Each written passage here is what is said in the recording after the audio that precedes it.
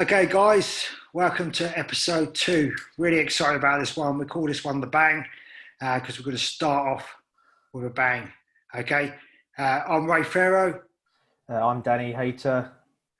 Okay, before we start, guys, what we want to do is just go big thank you to our sponsor. Do a big shout out to them. That's the Urban Island Brewing Company. In my opinion, best craft beer I've tasted. They're a local Portsmouth company. They're doing deliveries at the moment, which is brilliant. Okay, straight to your door. All social distancing procedures in place as well. I'll put a description. Their website link in the description box on the YouTube. But if you're listening audio, it's www.urbanirelandbrewing.uk. Okay, but definitely check their website out, guys. Like I say, you've got a shop site, online shop, and they will deliver. It's amazing. I've got some for today, is for the VE Day celebrations, and can't wait to get some of that down. The New England, try the New England one. Stu, I reckon you'd like that one. I'll bring you in a minute, mate. Yeah, so like I said, we're just bringing Stu in now. So welcome to the podcast, Stu. Yeah, what can I say? Like I said, I was just saying then, the Urban Brewing, you'd love that drink, mate. But I'll bet you're still on the old Buckfast, aren't you? Nah, mate, moved on from that. You're not on Buckfast anymore. Oh, mate, I'm disappointed. So, mate, just let's have a quick look at your leg. Just show everyone your leg. Can you do it? Just not the middle one, just the. There it is. Look. Get out. That for mobility. Wow. No, mate. So, before we get into the real meat and potatoes of this story, we just want to get a bit of a background brief of you, Stu. So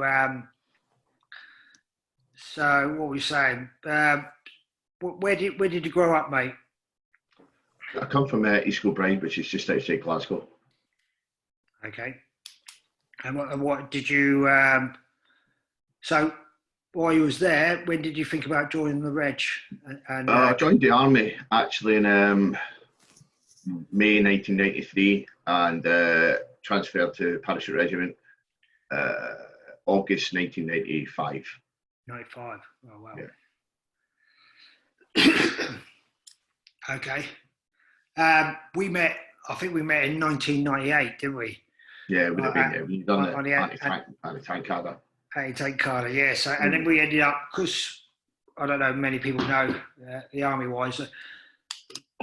Navy's a bit different because you go for different postings, but obviously from 98, me and Stu worked with each other for about 7 years from then to our left, really, didn't we? We stayed in the same platoon. Yeah. A lot of stuff together. Can you remember anything, mate? Any yes, stories? here we go. This is where it gets Go on, mate. Operations-wise, we both went to Kosovo, Northern Ireland a couple of times it would have been, and Iraq obviously in 2003 before you actually got out in 05. Yeah. Mate, what put you on the spot here? Can you remember the Heli Duncan drills we did?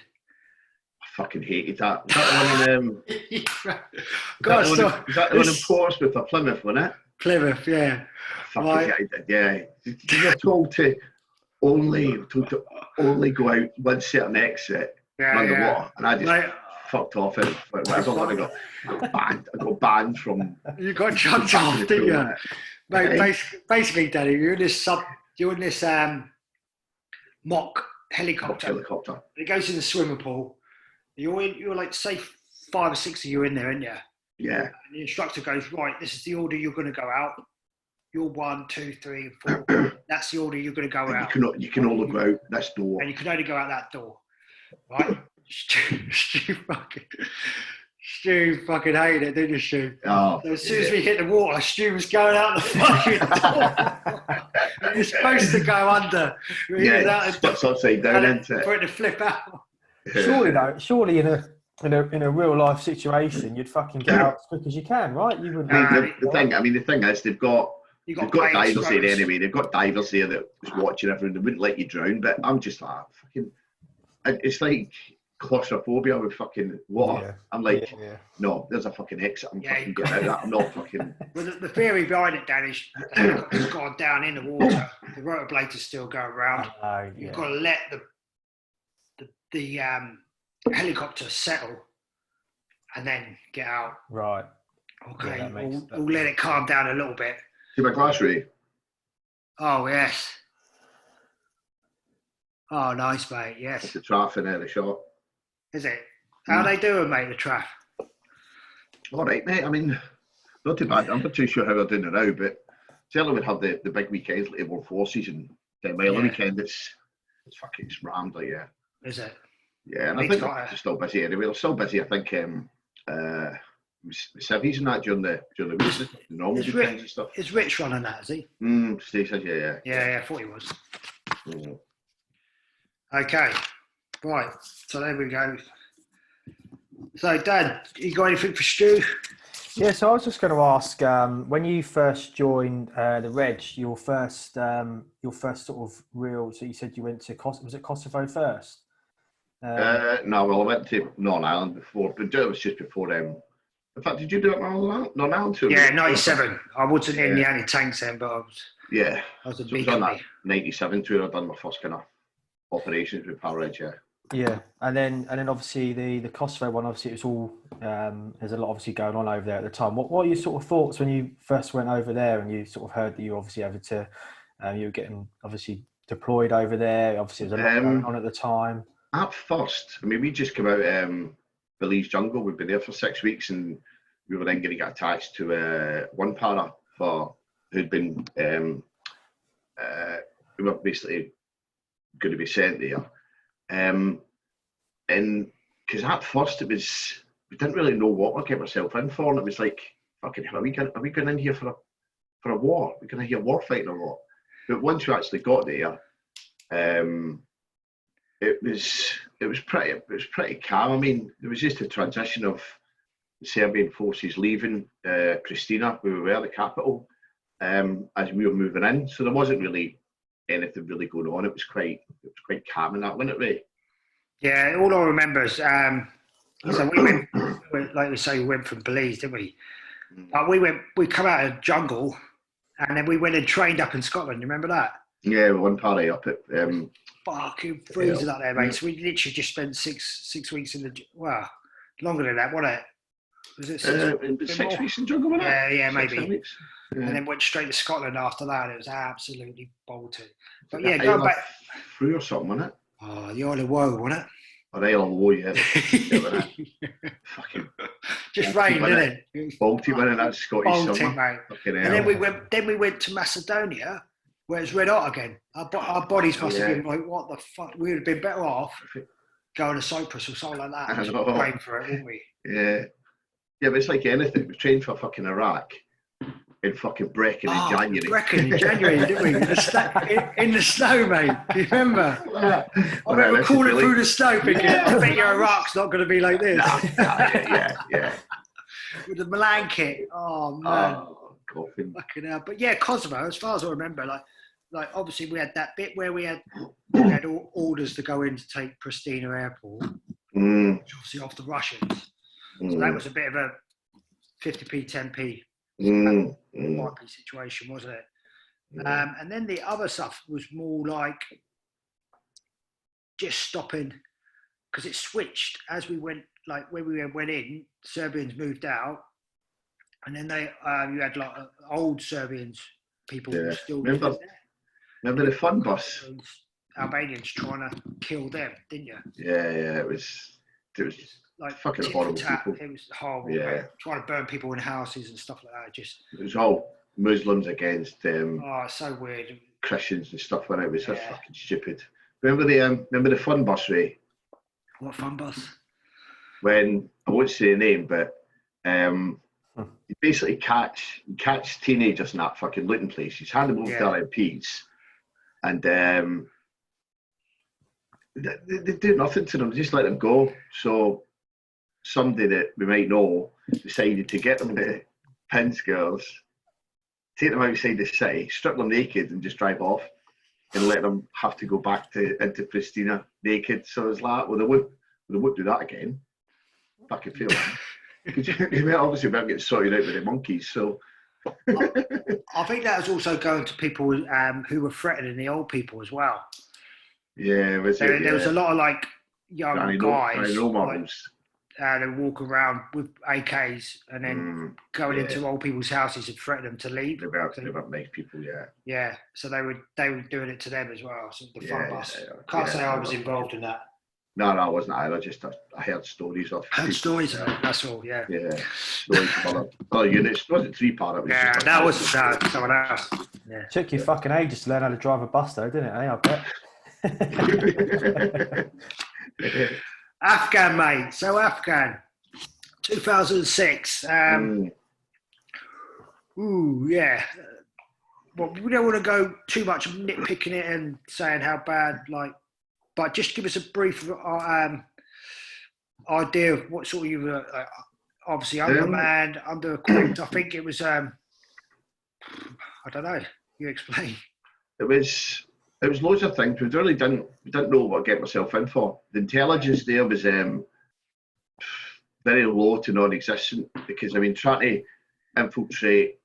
If at that stage the intelligence services in the UK weren't taking anyone that looked different, so they weren't taking any blacks, they weren't taking any Asians, so it was strictly just white people. So intelligence services trying to infiltrate an Islamic Jihad group, you're not going to get that with white people. It's only after that they then took on Asians and blacks and gingers as well, actually, to be honest. They didn't get it either. But so the intelligence picture was very limited then. I think the first set of orders we had was we had to establish Bastion as a main base. That was it, bust. There was nothing else from that. That's it. But then when I first went to Gereshk, Fort Robinson, was it? Yeah, Fort Robinson, I think it was. And then came back to Bastion. The Sangin DC police commissioner said they were going to get overrun by the Taliban, so a company gets sent to Sangin. They had a few skirmishes, and a rocket attack killed a few of the guys. Two of the attached arms, and then whilst this was going on, I think we come under a heavy contact in a town called Zumbli, at it for about 2.5 hours or something before we managed to get back to Gereshk. But then we ended to go into Sangin to extract A Company, who had been they've been hit pretty hard. So B Company to go and extract them, they'll do a tick for them, the troops in contact, so extract them out, and then basically that's when it all really kicked off. About 3 or 4 times a day they were contacting the district centre there. Yeah. But I mean, to be honest, I fucking loved it. It was great. I mean, because it's what we joined the parachute regiment for, a good fucking scrap rather than fucking held back by rules of engagement. We're still under rules of engagement, obviously, but it was a bit more lax because the enemy were actually taking the fight to us and stuff. So it was good in that respect. And it wasn't until after our tour was when they evolved onto making IEDs and stuff. So it was just conventional attacks at us all the time, and they were just getting fucking malleted. Yeah. Yeah, I just started reading that. I've read it before, but I started reading it again. You know the book Free Power? Oh, Patrick Bishop one, isn't it? That's the one, yeah. What do you think of that? Yeah, it's good actually. Yeah, it's a good book. Yeah. Yeah, I liked it the first time around. I just started reading it again, obviously, because... Have you read Stuart Tootle's one? No, I'll write that down. Is that Ground Truth? He was CO, wasn't he? Yeah, he was CO, yeah. That's quite good, actually. It's got our incident in the chapter Day of Days, because it wasn't just our incident, it was going off at the time. There was also a major contact happening up in Musicala and Sangin at the same time. So that's one of the things that when I tell my story, people will say, why didn't they send in any helicopters at first, and why did this and that? It's because of the fact that it was heavy contacts happening elsewhere that took priority. You know what I mean? And it's just, but yeah. Dad, do you want to lead on from anything there? No, I was just going to sort of ask if you can take us back to the day that obviously that you lost your leg and you had the that whole experience really, and just take us back, how that sort of started, and if you can just take us back there, that'd be yeah.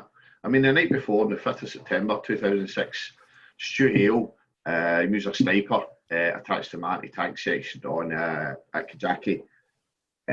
He'd seen the Taliban setting up an illegal roadblock basically he'd measured it with his laser rangefinder. It was 2.5 kilometres away.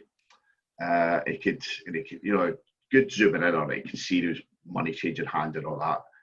And said to me in the morning about it, because I was the main commander on the hilltop.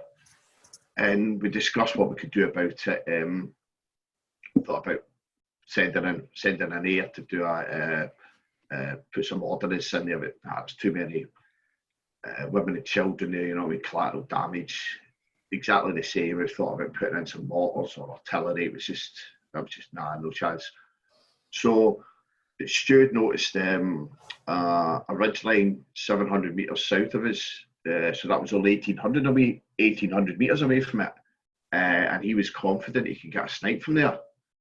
And this is where a bit of confusion started, where I said, just clear it with Spud, who was main commander on one of the hilltops on the main command post. And Stu thought it said, I'll clear it with Spud. So then when I said to Stu later, have you got to go ahead, is it cleared? He thought it said, it's cleared to go and do it. So I said, right, go and grab whoever you need, a couple of boards, whatever, and come back with a plan with me.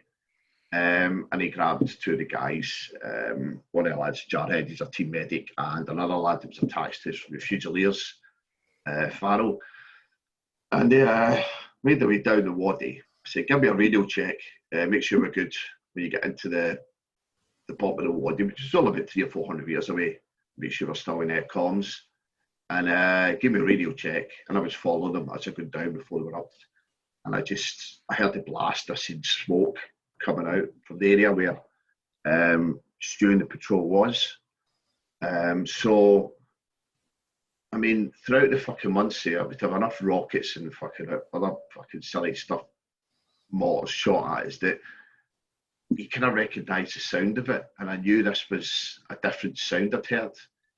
And I kind of thought then, fucking hell, that's a mine.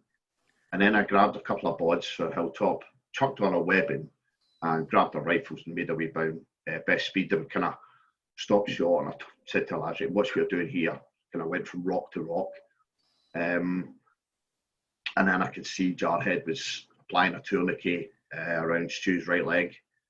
So I went up to Jarhead, asking what's going on. He back briefing what was happening. So then asked for on the radio, asked for a helicopter with a winch, but this pretty much came back as denied.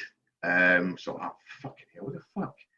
Anyway, Mark Wright came down with about 8 guys from the command post, the command hilltop, and he had a better radio, could radio straight through to them.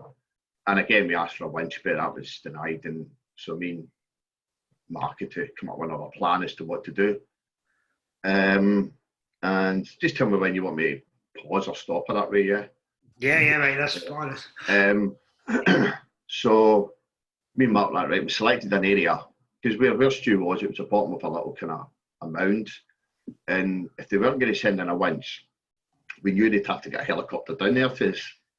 And where Stu was positioned, there's no way a helicopter could come down there. So me and Mark selected another area. We got nominated a couple of private soldiers to go and mine clear. It's pretty basic mine clears where you've just got your bayonet sticking that into the ground remember the old mine clearing drills, right? Yeah, that's what I was going to ask you, because I watched it last night, mate, and I was thinking, fuck, that's one thing. I remember when we used to do mine clearing drills, I was thinking, I hope I never have to do this for real. So God knows what must have been going through those guys' heads and yours as you're trying to clear that route. So they cleared up to an area that we selected for the extraction point. So went up to it, and then I selected another area just in case the old Air Force weren't happy with that area. So as we were doing that, I then walked back to Stu Hale on the area that I thought was clear, and still going from rock to rock, but I then took my foot off a rock and fucking boom, that's when I got fucking blown up. I stood straight in a mine, and I felt myself get blown up, and then landed my backside, and I fucking snapping at first. I was like, fuck's sake, because I knew exactly what I'd done. Yeah. And I basically sat up and told nobody to move, because that fucking pretty much confirmed we were in a fucking minefield then. And then I looked to see what damage I'd done to my leg, and it was gone at boot height, because my top lace was still attached to the middle of my leg. I just instinctively just went into my fucking pouch and got a tourniquet out, and was about to start applying that when Andy Barlow came running over, so I just fucking threw him the tourniquet. And although it genuinely never hurt at the time, I knew it fucking wouldn't belong to did hurt, so I just got morphine out straight away and fucking banged myself with morphine. Yeah. And then Mark and Alec came running over to me. Alec was one of the medics, and Mark was obviously the commander now, so he was to get all that information to then relay that up to Spud, the command post, and then forward on to Bastion. Yeah, mate. Mm-hmm. Yeah, I watched the film last night because I saw it when it came out, and a load of us from the gym went and watched it. But I remember thinking, first time I watched it was quite emotional. Just to see, guys. I've only been out a year, if that. But so I knew a lot of the guys that yourself, Mark Wright, Jarhead. And all those sort of guys that are on there. And I was thinking, that's my muckers going through that, and realising, it's an actual real story as well. So I haven't watched it since then. I watched it last night, and obviously just going through the scene that you just talked about then, I was just like, blew my mind. Yeah, just can't imagine what you guys must have been feeling at that time, especially when you realise you're in a minefield like that. Just, then obviously relying on a way to get out of it. Yeah, I mean, when I talked to Stuart Toole, the CEO, about it, after he said he said he knew they never had any winches on the Chinooks, because apparently they were all being serviced. I don't know. And he asked the Americans in Kandahar for a couple of Blackhawks to send up for this, but just the way it runs with these things, it's all red tape. If there's no American troops involved, the Americans won't help out. So it wasn't until the third mine went off with the Chinook setting the third one off, that was when the Americans said, okay, we'll fucking release we'll use two Blackhawks. But they were like an hour's flight away from us anyway. Yeah. But Danny, you're saying that, so the next one went off where we then heard so that was then the extraction point where I was laying. We then heard the Chinooks coming in eventually. I can't remember, maybe 20, 30 minutes or something. And Mark Wright was lying over me, shielding me from the downdraft and stuff. Well, I actually landed like 50 metres away from us, actually, right in the minefield. And Tug circled to fucking get back up and come near us, basically. And as I was coming down, the third mine then got initiated and blew Mark off me and started smashing up my right leg, and I'm not sure what other damage it would have done at the time, but certainly my right leg was fucked up by then anyway. But Mark I think he was pretty knackered with injuries to his face, neck and chest and arm. But that then fucked off, that then flew away. So that was was that the downdraft, or was when it actually lifted off? It was from the Chinook. It's like in the movie when we got the script to read before it came out. That's the dispute. That's a disputed mine because right. All the coroner could come up with, because we all know the downdraft of the Chinook set it off. Yeah. But there's nothing scientifically that can say it did set it off. We all know it fucking did. But well, you know how much ground it kicks up. Exactly. You so know all the coroner could sum up with the bringing in of the Chinook led to the third mine going off. So you read into that what you want, whether that's the downdraft set it off, a rock get blown onto it, a DSAC get blown onto it. In fact, fucking General Coward, ironically called, from the helicopter command, when he visited me in hospital, he said about Mark Wright setting off the third man. I said, no, he didn't. He said, yes, he did. I was like, bollocks, did he, sir? Yeah, he put his hand in it. I said, no, he never. If he put his hand in it, his arm would have been fucking ripped clean off and he'd have lost half his head. I stood in one and took my leg off of the ankle. If he fucking put his hand in it, he'd be dead. Yeah. All right, maybe a boulder or a DSAC was. He was kind of, fucking hell, we're going to fucking win here. So that's why in the film, they don't really show what sets it. If you think back to the third mine, you don't really show what sets it off because you can read into that either way of the downdraft or a boulder, DSAC, whatever. You know what I mean? So, but that then flew off, landed a mile away from us anyway before the Black Hawks were dispatched from Kandahar. But in this time as well, Andy Barlow stood up to get a bottle of water that was thrown at his knee, then stood in a mine right beside me, so he lost his left leg as well.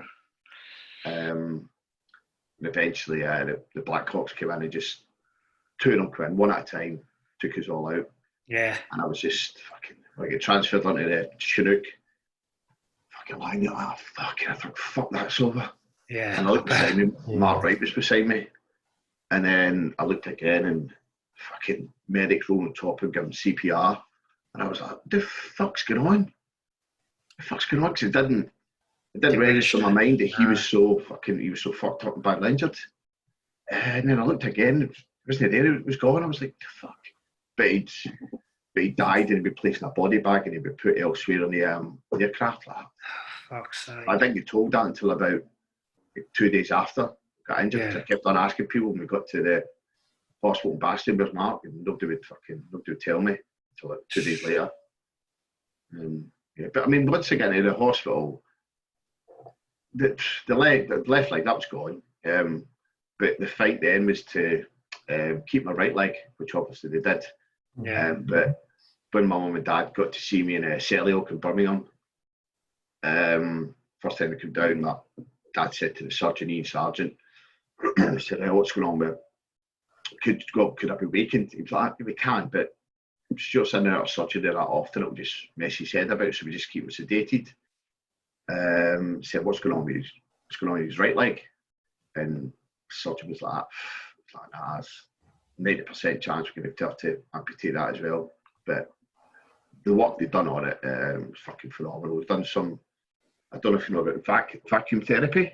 No, right? I don't. No. Basically, because there was about 3 or 4 injuries to my ankle and right leg area, they cut away all the fucking shit.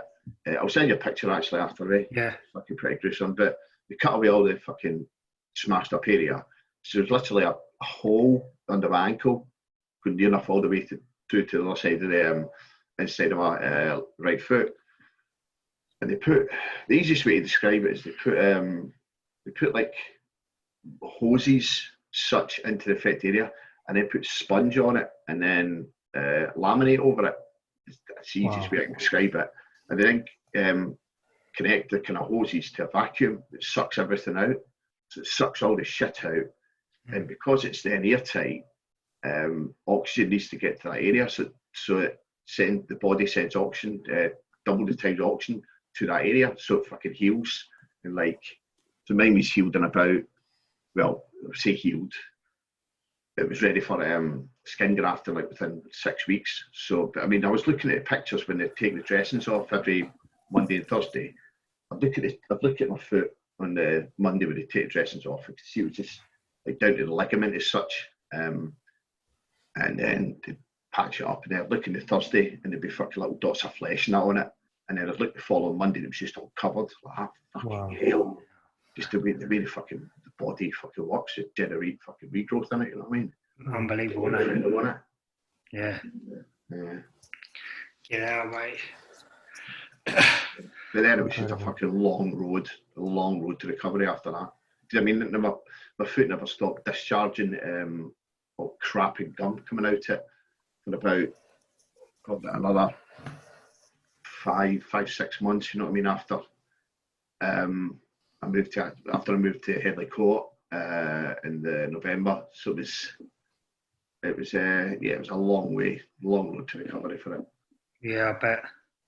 We were talking just a minute ago, so obviously, as well as the physical side of things of trying to recover from that, the mental side must have been really hard. But we was talking just before we set out the podcast, and obviously you hurt that leg quite a few years before that, parachuting, didn't you? Skydiving. Yeah, I mean, I broke my left femur skydiving in Israel in 2001. That's like Friday the 13th of April 2001.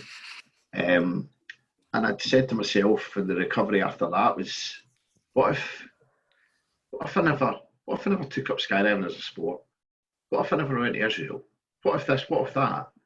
And it was just like all these what ifs. So then when it came to losing my leg 5 years later in 2006, I never bothered with any of the what ifs because it's a case of it's fucking done. There's no going back. I'm not Michael J. Fox. I can't go fucking back in time. It's happened. So and certainly when Ernie Stables from a charity called Blesma, the British Limbless Ex-Servicemen's Association, he came and seen me in Selly Oak, and he said what they could do for us and all this adventurous training and stuff. And it's the way Blesma see it is it's not what you've lost, it's what you've still got that you can just crack on. You know what I mean? Which is another good thing I try to get behind is it's done, it's happened, there's no going back, but live for what you've still got, you know what I mean? And which I've done that, I've done good with that, I feel.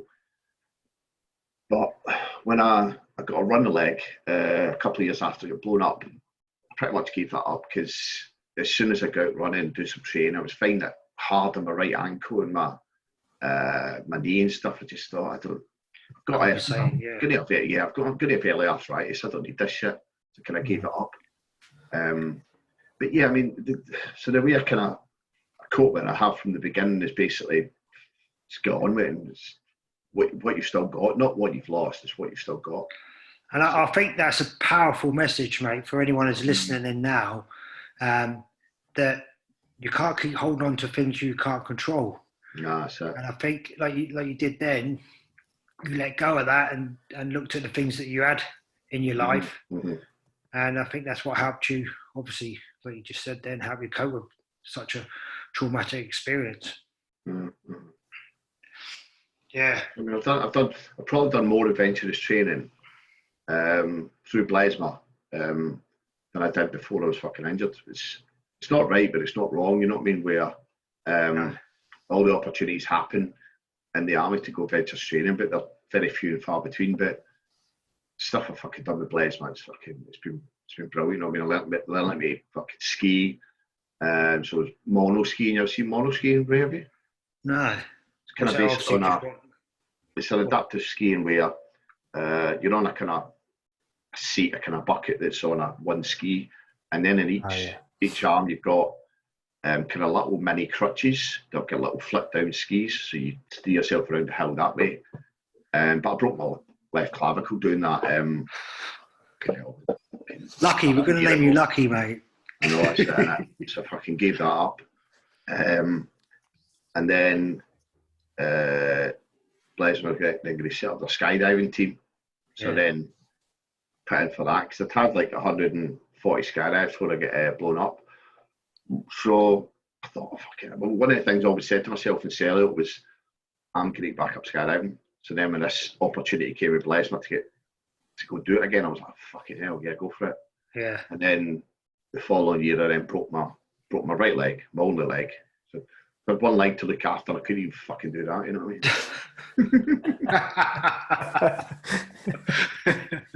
mean? Sick. Fucking hell, man. Yeah, it's I have to say, it's pretty inspirational listening to you. Not only to like the story, but just the way that you've dealt with it, and the way that you sort of, like Ray mentioned there, the way you've sort of come through it, and really just look into the future, and even going out and doing all these other activities. Some of them obviously to your detriment, as you just mentioned there, but yeah, I must say it's absolutely inspirational to listen to your story. I took up cheers. I took up ski biking a few years ago, right, to Lesma, and I don't do it with my leg. It's basically, it's a bike on the slopes, but instead of wheels, there's skis, and then your feet, you wear kind of mini skis that are put on there like with skiboard bindings. And the first year I'd done it, my fucking left leg just kept on fucking doing its own thing, my prosthetic. So next year I just took it off. Fucking hell, fucking so much better. So I don't do it with fucking the prosthetic again. Yeah. Next year the chief instructor wants me out there for 2 weeks to smash out the instructor's course. So I'll go back there for that then. So hopefully be able to go out there most years and fucking teach other lesbian members to ski. So where's that, Stu? That's in La Plagne, France. Oh, France, okay. Yeah. Keep you busy, mate. Keep you busy. Yeah. I know, mate. So, yeah, just obviously the whole country, whole world almost is in lockdown now. How are you coping with isolation and being locked down at the moment? It's obviously a bit shit, but I mean, it's not too much.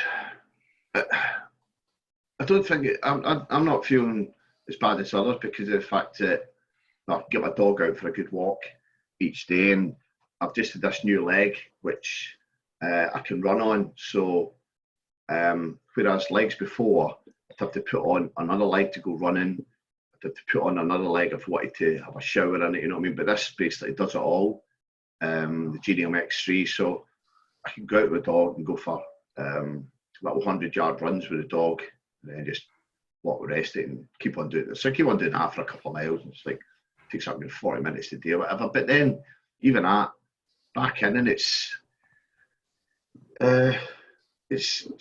thinking up your own way to do exercise when you're back in. I mean, I'll do press ups when I come back in, and some tricep dips and stuff like that. So it's just making use of what you've got to try and do some exercise, which obviously is a big thing for mental health, in it, to exercise your body and stuff like that. I mean, there's loads of videos on YouTube and that, with all these gym queens. You fucking probably know some of them, Ray, don't you? Just a few. What are you saying? Yeah, yeah, I know what you mean, mate. I think there's loads of videos you can follow. There's people loads now, mate. Yeah, there's loads, especially home workouts and stuff like that. Yeah, but like you say, exercise. I know, I obviously advocate that sort of thing, but it is really good for your mental health, especially when you're in this sort of environment at the moment where you're locked down. We've done the luck for us is we've done a lot of tours of Northern Ireland, Kosovo, and where you are locked down in camp for a long period of time, and that's always one of the packages with the welfare that the army would always supply you, phys kit, wouldn't they? Or you'd always set something up. Do you know what I mean? Yeah. Because I think they know how important it is. It's I've always looked at it as well as having a little goal to achieve. Because I've done the London Marathon in 2016, and I mean the reason I wanted to do that was I done. Remember? Did you ever remember walking with the Windy, doing that Walk of Britain about 5 years ago, 4 or 5 years ago? But anyway, we're going from area to in Glasgow for about 20 miles a day. There's about 10 of them or something. I went from Glasgow to Falkirk. That was about 17, 18 miles. And they went, all over the place. And then I joined them again when they went to Watersham to Colchester. And that was again about the same distance. And I was hanging out obviously after that. But I thought after it was like, tell you what, another fucking 8 miles, I'd do a marathon. I can shut out. And then I put in for the marathon through Portsmouth. And training wise for that, I was always just giving myself little goals, which I think is what people need to do if they want to do fitness, is not to go over the mental health and with isolation, is give yourself a little goal, like a little goal that's better than yesterday. Whether that's a 5 mile run that you do in 40 minutes, try to do it 39 minutes the next day, stuff like that, you know what I mean? And inside, maybe doing whatever workouts and stuff like that. Try to do a little bit more than you did the day before.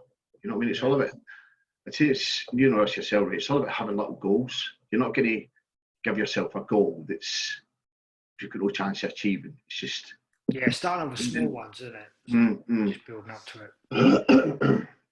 Yeah. Is there anything you want to ask, Dan? I was going to ask about your, obviously, meeting the Queen and the gallantry medal that you received, and just your sort of your thoughts around, you know, what you're sort of thinking around that, and just a little bit about maybe that day that you met the Queen. Yeah, well, I was in Selly one of the guys, Paul Biddis, as you'll know as I'm going this story, Ray, then phoned me up, and this was mid-December, 06. He said, "Oh, congratulations, Jim." Like that. Talk about it, mate. He said, "You've got the QGM, Queen's Gallantry Medal." I'm like, "Fuck off, Paul." "Oh no, you have." I'm like, "Piss off, Paul. I don't believe you." He's like, "Well, fucking such a wind-up, isn't he? Yeah, massive wind-up. He's like, "I don't believe me then, but he's going to ask somebody." And there was another officer. There was an officer in the ward that was, I think he was, I can't remember his name, but he was Parridge. And I asked him if he had anything. He said, "Why?" I was like, "I don't know. I might have got something. I don't know." And then he phoned up the adjutant, and I just seen him smiling. He just said, "Right, I suggest you start phoning round." Then I got a phone call from the RSM, John Hardy, and he told me what I got and congratulated me. And then actually going to the palace, she said to me, "So you're one of the unluckier members of your battalion?" I was just like, "Nah, I'm still alive. Some of my friends aren't." She was just like, "Yep," kind of nodded in agreement to that. So it's like, but it was an honour. She's fucking tiny. Yeah. She stands at her step. No. But yeah, she's fucking bang on. Yeah. Proud moment, mate, for you. Yeah, definitely, mate. Yeah. Plus, I got Pete Reynolds came as one of my guests. Oh, did he? He came out he was on seniors. Yeah. So he came out the exercise to come to the palace with me. Oh wow. Yeah, so he's fucking never done full seniors. You know what I mean?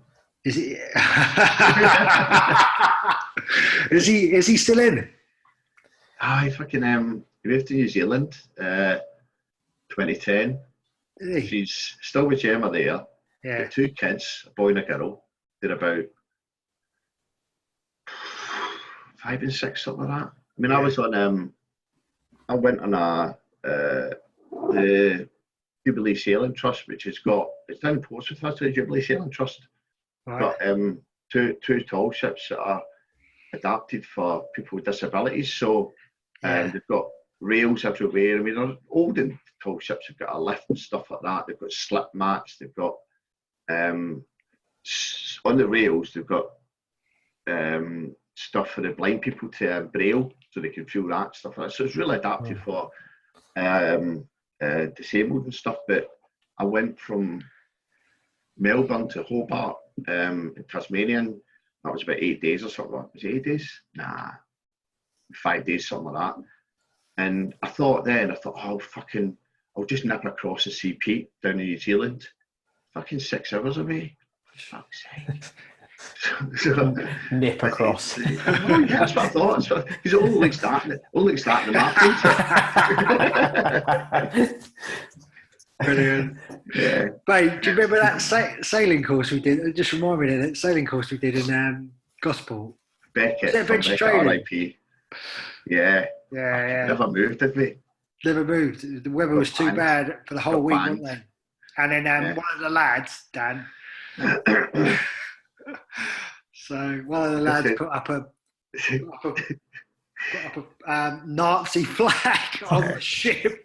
It was two little boats for a minute. Boy, and when Tom Beckett, R.I.P., he was having a shower in the shower block. He came back and one of the guys said to him, hoisted up a German SS flag up there. And he fucking couldn't get back to the boat quicker. All these posh tots. Walking by the bridge, went to look, and I thought, right, why not, wasn't he? Amazing. Yeah. Did we not get banned? Did we not get banned from Gosport? I think we did. That night, I think, didn't we? What, on the piss? Yeah, I think a couple of scraps and got a bit loud, I think, wasn't it? Yeah, we won't mention that. Nah. Let's get about that better. So, the record button. Stop. Yeah, stop. So what's the future look like, Stu? Well, I do casualty simulation, which I actually enjoy it. Which is basically, for those who don't know it, it's basically acting as such, where we'll work with medics, and we've got basically all of it do. We'll have a sleeve over our stump. It's basically got silicone on, and it's made to look like she's been smashed up there and then, so it's bloody and gory and stuff like that. And so it's mostly for army training, army exercises and stuff. Where they'll give us other injuries as well, maybe depending on the medic that's going to treat us, their experience.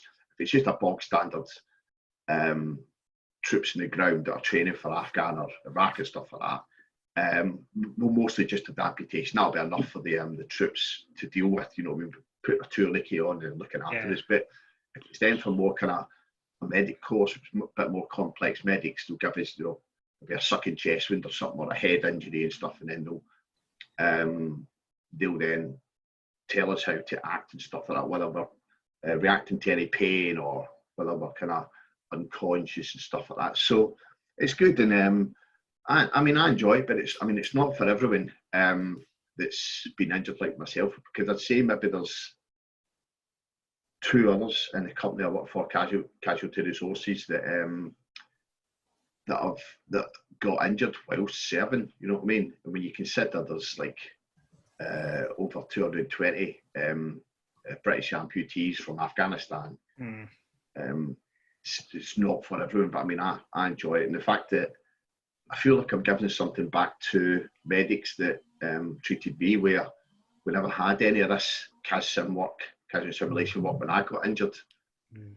So you know yourself, that anything like that you had training, you just have a fucking placard that would say traumatic amputation, left leg, whatever. And it's crap, because there's no realism. There wasn't any realism. When it happens for real, it's a totally different story, isn't it? Massively. And I'll be able to tell as well when I'm fucking lying there of how fucking nervous the fucking the soldier is and the medic is treating me and stuff like that. You know what I mean? And it's because I'm maybe lying there too busy fucking screaming and stuff like that. Makeup girls will quite often watch it just to see how it's going, and they'll see the medic treat me, and they'll be like, it was fucking shaking like anything, putting gloves on and trying to treat you, and they just get muddled up with all the procedures and stuff. It is because it's so raw and so fucking lifelike that it's like fucking hell. Whereas, and also with that, we've done quite often with the company, we go to like Germany, Norway. Actually, was meant to go at the start of lockdown to Germany, but that got obviously called off, and same with Norway. But one of the Germans came up to us a couple of jobs ago, and he said they'd done an arrest stop on some, I think there was some Islamists they were getting in Germany, and they shot one of them, and then they immediately thought back to the training they'd done with us and how they saved our life as such on the training to then save this guy they'd shot. Obviously it was a Islamist anyway, but he still remembered how they managed to save us in the scenario to then treat him and save him, you know. So it's good that they're coming back to us and saying that, you know what I mean? It's got some positive training come back for us. Yeah, makes it worthwhile. Yeah, definitely. Yeah.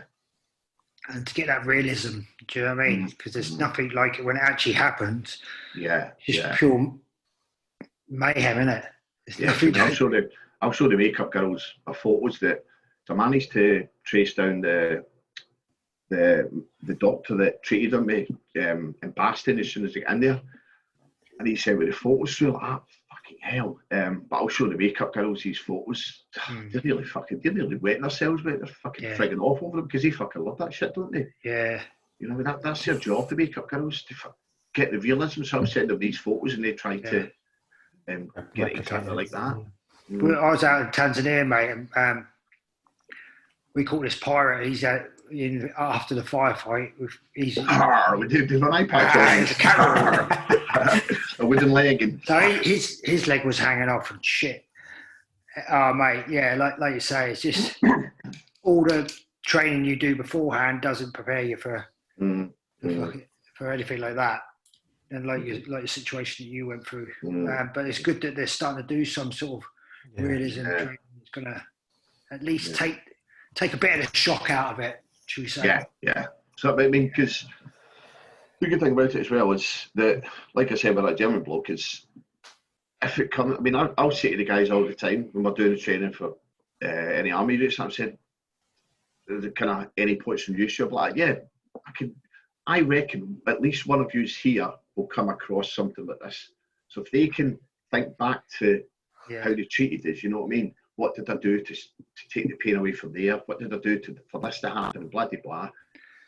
If they're just thinking that to what they've done with us, I've done something good, you know what I mean? So it's almost as if it's not the first time it's happened to them. When it does, it is actually the first time it happens to them. Yeah, I mean, because we've done one unit that was going on Op Shader down in Iraq. I won't say the fucking unit name to fucking embarrass them, but they were fucking diabolical at the start of the week. I think my first incident was a road traffic incident where I lost my leg in that, and we got fucking dragged away, and they were like, they really didn't know what to do. One was a lance corporal, and one was a private, and I was like, fucking hell. I was like, fucking hell, put the tourniquet. They put the tourniquet on me eventually. And then they were like, pretty dumbfounded, like, fucking hell, right. Give me some morphine. And they were like, can you give amputees morphine? And I was just like, oh my God, this is fucking shocking. But then we've done other serials throughout the week with them. And then come to the final day, it was a camp attack with mortars and that, about like 3 or 4 in the morning. We were already put in place. The DS need us and that. And the guys are sprung out their beds to come and get us. And they treated me a lot better then. I was and it was dark, so they're using head torches and stuff. So it was a bit of job satisfaction that if it did happen to them for real on their Iraq tour, I was kind of confident and happy for them that they could deal with the situation. They weren't brilliant, but at least it wasn't day one. What they were like day one. They'd be able to save life by fucking. Because I'll always say to them as well, fucking hell. Because they'll say, why didn't you put the tourniquet on me proper, right, tight? And they'll like, I don't want to get in here. I'm like, no, fucking put it on fucking as tight as you can. Like, because you've got to get the realism when you put it on tight as anything. The DS knows it's fucking tight anyway. The instructor knows it's tight. And I'll either fucking kind of tap out and they'll get the idea to stop, or the DS, or sometimes the DS will say, right, they'll put it on as tight as they can. Don't worry, I'll only leave it there for about 10 seconds, then I'll take it off. Maybe sometimes you get that, so they'll put it on and it's fucking sore. So I tell them, put it on as you would do for real. Trust me, I won't let it fucking hurt me that much. I'll fucking say to them that way, because some of them are like, they just think like, oh no, I don't want to put it on that in case it hurts you. Like, I fucking put it on as because I fucking remember it did fucking hurt getting it for real, so get it put on for real, you know what I mean? And that's what you've got to do to save life as such, innit? And stop the bleeding. Stop the bleeding, yeah. Brilliant, mate. One thing we didn't mention is your dog. How is he, Jack. Mate? Jack, yeah. Good, yeah. Just decided, when was it, 7 years ago? Yeah. Oh, fucking, I want to get a dog. And then looked up some Jack Russells and that, and then I seen this one was put on the same day as I broke my right leg when I broke out skydiving in 2013. I thought, fucking hell, I've got to get him, that he's just written in the stars to get him. So he's good, yeah. Yeah, another thing on that though, that's another good thing for your mental health as well, isn't it? Yeah. Having a pet like that. I remember a guy I worked with, he had a lot of trouble from getting over some of the stuff that he did privately in Iraq. And that was the first thing, part of his therapy was to get a dog. He said that helped him massively. Well, I know there's the dogs that can, I know a couple of people that get dogs and they can help them out with PTSD and stuff like that when they're having little panic attacks. That's what he the had. dog knows what to do and stuff like that. So there is, you know what I mean? It's not just guide dogs or anything like that. It's the fucking variation of dogs that can help you out with mental health. It's just vast, isn't it? Yeah, it's amazing, isn't it? Dan, any more before we start wrapping things up? No, I think you've gone through loads. It's been brilliant, absolutely. Yeah, it's been really good, Stu. Honestly, mate. Really, thank you so much for your time and sharing that your story with us. So good, and that, you know, what you were saying then about just letting go and being appreciative of what you have got and not what you haven't got. I think that was a real big message there. That's a big point. Real big message, definitely. Guys, just one now, just as we finish up. If you like to subscribe to our YouTube channel, hit the bell if you want to get the notifications. Also follow us on Instagram. Danny, what's the Instagram? The Legion Report __ podcast. So the Legion Report _ podcast, and you'll find that on the Anchor app. And we will hopefully, depending on how many people listen to it, subscribe to it, we might get ourselves into things like Spotify and all those types of things might start happening. So please listen. Yeah, give us a follow, guys. Yeah. Is that Legion Report on Facebook? Is it? Not on Facebook yet, is it, mate? No, not on Facebook. It's on Instagram. Instagram. Yeah. Are you on Instagram, Stu? Is that too new for you? Not that old, you fucking you're catching me up, Ray. You can't catch anyone up of age, mate. You know that, don't you? Brilliant. So next episode, guys, look forward to. We've got Stroma coming on. She's one of the gym members that me and Danny are at, and she's a mother of 2 children, 3 if you include her husband, Paddy. But she's had a really tough year, battling cancer, and we're going to hear her story next time we're on episode 3. Okay, so again, thank you, Stu, for your time, mate. Thank you, Stu. Good to meet you. Thank you for all listening in, guys. Hope you enjoyed it, and we'll see you for the next episode. Thank you. Cheers.